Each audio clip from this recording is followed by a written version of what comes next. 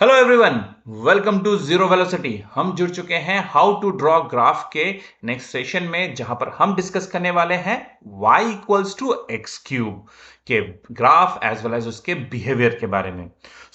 ये सेशन काफी इंपॉर्टेंट है अगर आप जेई मेंस एंड एडवांस की तैयारी कर रहे हैं, एज वेल एज उन सारे एस्पिरेंट्स के जो कि फाउंडेशन में है, मतलब कि जो क्लास 7 से लेके 10 तक के बीच में है और आपके अंदर में जानने की इच्छा है कि भाई इसके ग्राफ कैसा होता है। तो ये सेशन आपके लिए है और आप इसे काफी इंपॉर्टेंट और काफी इंपॉर्टेंस देते हुए पूरे सेशन को देखना। ठीक है, चलिए चलते हैं पहले प्लॉटिंग ऑफ ग्राफ की तरफ। तो आप यहाँ पे देख पा रहे हैं आपके पास एक्स एक्सिस है, वाई एक्सिस है, यहाँ पे दिया गया है आपके लिए। और जहां पे एक्सिस इंटरसेक्ट कर रहे हैं वहां पे हम लोग क्या कर रहे हैं ना, पॉइंट ऑफ ऑरिजिन हम लोग दे रहे हैं। तो इधर में नेगेटिव एक्स एक्सिस होगा लेफ्ट हैंड साइड में, यहाँ पे नेगेटिव वाई एक्सिस होगा डाउनवर्ड में। तो ऐसा हमारे पास एक ऑलरेडी ग्राफ बन गया है। हम कौन सा इक्वेशन ड्रॉ डिस्कस कर रहे हैं, y equals to x cube को डिस्कस कर रहे हैं। तो यहां पे कोई रेस्ट्रिक्शन है क्या? कोई रेस्ट्रिक्शन नहीं है। तो x क्या क्या वैल्यू ले सकता है?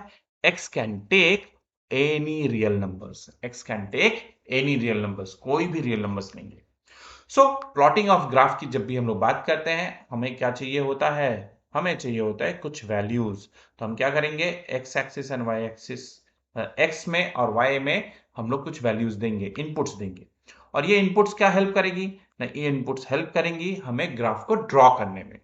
सो एक्स एज ए इनपुट है, तो एक्स में अगर हम लोग देते हैं -2, तो यहाँ पे आएगा, आपको मिलेगा -8। आप देंगे -1, तो यहाँ पे मिलेगा -1। आप देंगे 0 तो 0 मिलेगा। आप देंगे यहाँ पे 1 तो आपको 1 मिलने वाला है। आप देंगे 2 तो मतलब 8 मिलने वाला है। अब यहाँ पे आप 3 अगर देंगे तो आपको मिलेगा 27। मगर ये ग्राफ हमारे पास स्क्रीन में थोड़े से छोटे जगह है और यहाँ पे इतने सारे इतने बड़ा लिमिटेशंस है हमारे पास कि हम लोग ज्यादा बड़ा वैल्यूज को नहीं ले सकते हैं, क्योंकि हम लोग एक ओपन मतलब कि स्केल विदाउट स्केल हम लोग काम कर रहे हैं ना। हमारा स्केल क्या है, वो करेक्ट स्केल में नहीं है। ठीक है, यहाँ पे हम लोग मार्क करते हैं। पहले इस लिमिटेशन को ध्यान में रखते हुए हम यहाँ पे करेंगे 1 2 3 4 5 6। ठीक इसी प्रकार से -1 -2 -3 -4 -5 -6, है ना। तो यहाँ पे हमने -1 -2 -3 -4 -5 ऐसे करके हमने मार्क कर दिया। इधर में भी हम लोग करते हैं 1 2 3 4 5 6 इस प्रकार से। y एक्सिस में देंगे 1 2 3 4 5 6 7 8, क्यों 8 तक वैल्यू गया है, 9 तक हमने मार्क कर दिया। तो 1 2 3 4 5 6 7 8 एंड 9।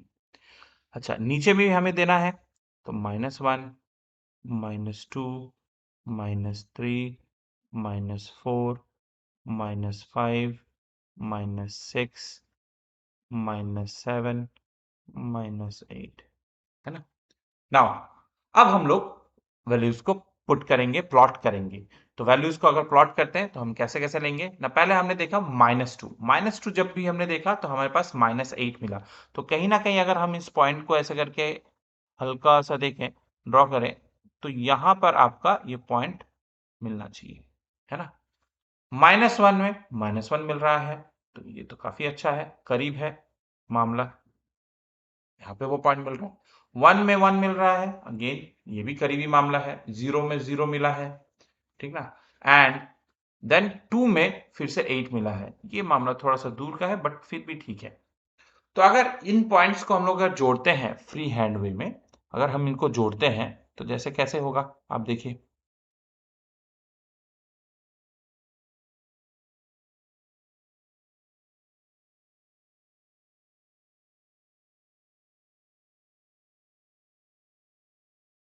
तो ग्राफ कहीं ना कहीं आपका इस प्रकार से दिखेगा, है ना। तो y equals to x cube का ग्राफ कैसा होगा, जो आपके स्क्रीन के सामने में है। ठीक है, अभी हम लोग कई बार शिफ्टिंग देखे हैं, जैसे y equals to x cube plus 2। अगर y equals to x cube plus 2 है, इसका ग्राफ कैसे होगा? आप बताएंगे कि ये तो काफी आसान है, इसके पहले सेशन में भी हमने आपको कहा है कि जब भी कोई ग्राफ अगर ओरिजिन से पास कर रहा है तो उसके ओरिजिन शिफ्टिंग हमारे लिए काफी इजी होता है। तो x के जगह में हम 0 सब्स्टिट्यूट करेंगे तो हमें y मिलेगा 2, जो कि हमारा y equals to x cube plus 2 का ओरिजिन हो जाएगा। सो ये जो ग्राफ बनेगी, जो न्यू ग्राफ हमारे लिए बनेगी, वो क्या बनेगी ना, इस प्रकार से कहीं पे होगा। ठीक है, इस प्रकार से बन के आ जाएगी। ठीक है, सो कहीं ना कहीं ये जो ग्राफ आपके लिए है, ये है y equals to x cube plus 2, जिसका ओरिजिन मतलब कि जहां पे ये आप क्या बता सकते हैं कि ये बेंड हो रहा है, वो कौन सा पॉइंट रहेगा ना, वो 2 रहेगा y इक्वल्स टू 2 में। ठीक है, सो ऐसे ही आप ट्राई कर सकते हैं, आप खुद कोशिश करेंगे कि y equals to x cube minus 2 कैसे हो रहा है, y इक्वल्स टू और भी कोई बिहेवियर्स को आप देख सकते हैं एक्स क्यूब माइनस 2 को आप जरूर ट्राई करेंगे खुद से कि उसकी शिफ्टिंग ऑफ ओरिजिन कहां पे जा रही है। तो चलिए आगे बढ़ते हैं और समझते हैं कि y equals to x cube जो हमने अभी बनाया, y equals to x cube, ये जो ग्राफ है, क्या ये क्या ये फंक्शन है या नहीं है? ठीक है, तो y equals to x cube के जो ग्राफ है, क्या ये फंक्शन है? तो इसको चेक करते हैं, चलिए देख लेते हैं। y equals to x cube में तो हम लोग थोड़ा सा डिफरेंट कलर लेते हैं, और डिफरेंट कलर में हम क्या करेंगे, जब भी हम लोग ग्राफिकली हम लोग चेक करते हैं कि कोई भी फंक्शन, कोई भी इक्वेशन फंक्शन है या नहीं है, तो उसको हम लोग कैसे देखते हैं ना, देखते हैं वर्टिकल लाइन टेस्ट में। वर्टिकल लाइन टेस्ट, है ना? तो वर्टिकल लाइन टेस्ट में हम क्या चेक करेंगे ना, हम लोग y एक्सिस के पैरेलल में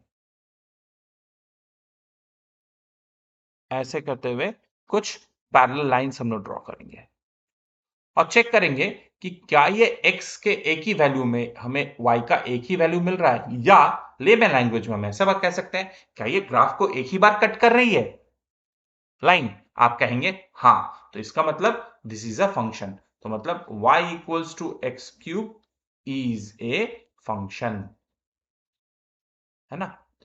अगर ये फंक्शन है तो ये किस प्रकार का फंक्शन है, वन वन फंक्शन है या ये मेनी वन फंक्शन है?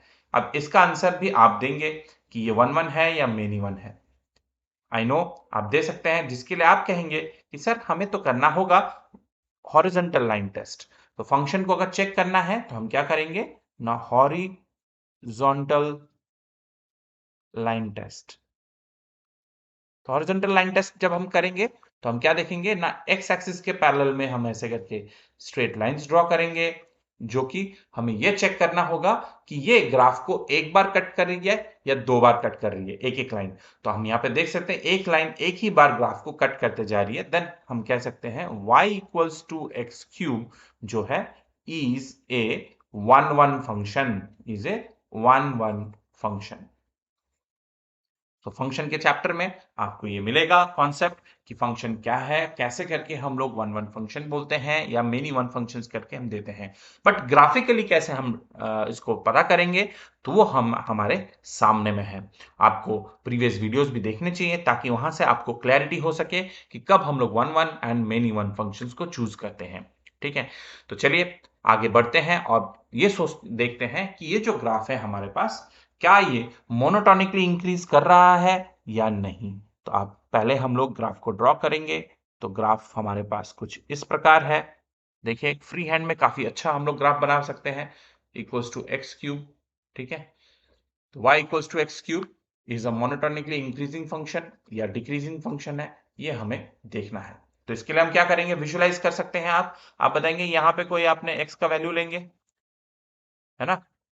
चलिए हमने यहाँ पे कुछ x के वैल्यूज लिए, जैसे x1 ये लिया मेजर किया, ये x2 लिया, x3, x4। अगर हम इसे लेफ्ट टू राइट के में रखें तो हमें रिलेशन क्या मिलता है वो हम देख लेते हैं। हमें रिलेशन मिल रहा है, देखिए x1 is smaller than x2, x2 is smaller than x3, x3 smaller than x4। मतलब ये इंक्रीजिंग ऑर्डर में हमारे पास लेफ्ट टू राइट में है। तो जब भी आप लेफ्ट टू राइट मूव करते हैं, वैल्यूज इंक्रीजिंग ऑर्डर में ही होते हैं। मगर क्या जब भी हम मूव कर रहे हैं उनके जो कॉरस्पॉन्डिंग y के वैल्यू हैं क्या वो भी इंक्रीज कर रहा है या वो डिक्रीज कर रहा है, ये आपको चेक करना है।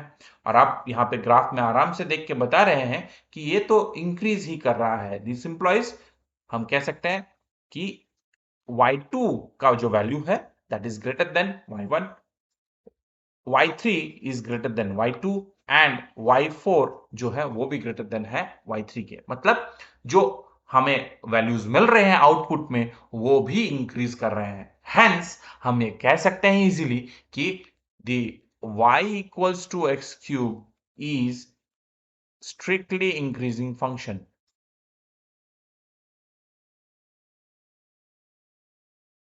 ये स्ट्रिक्टली इंक्रीजिंग फंक्शन है ना।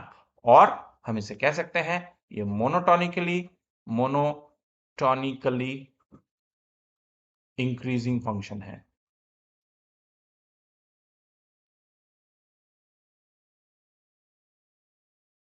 ठीक है, चलिए अगर यही चीज हम लोग डेरिवेटिव के हेल्प से अगर देखें कि y equals to x cube का जो ग्राफ है जो इस प्रकार से आपके सामने में है y equals to x cube, क्या ये with the help of differentiation हम लोग ये चेक करके बता सकते हैं क्या ये मोनोटोनिकली इंक्रीजिंग है या डिक्रीजिंग फंक्शन है। जी हाँ, विदाउट मतलब आप विजुलाइज करके तो कह ही रहे हैं, तो with the help of derivative हम इसे कह सकते हैं। तो डेरिवेटिव निकालने के लिए आपको y डैश या नहीं तो आप कह सकते हैं f डैश ऑफ x या नहीं तो आप कह सकते हैं dy बाई dx निकालेंगे तो आपको d by dx of x cube करना पड़ेगा।